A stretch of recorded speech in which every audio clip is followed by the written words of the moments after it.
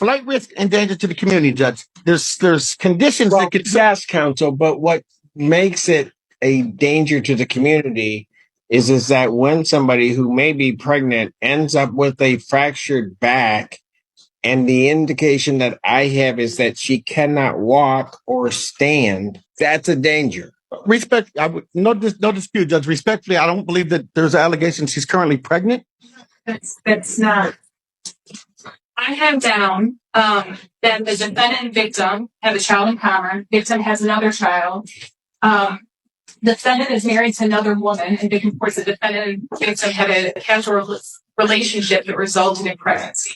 Got it. That resulted in pregnancy. And I certainly understand the concerns of the court, Judge.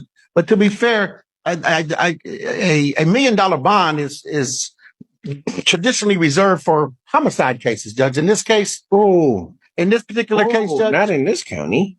But go ahead. Thank you, Judge. Respectfully, Judge, we're just asking for a fair, reasonable bond that will ensure that this young man comes back to court, which I'm confident he will, number one. And number two, ultimately, that they don't have any communication. Have you read through the discovery thus far? Very briefly, and I've spoke with his counsel as well. So I'm not saying that I may not look at it, but based upon the allegations that I have at this point, I would consider this individual to be a high risk to the community given the circumstances.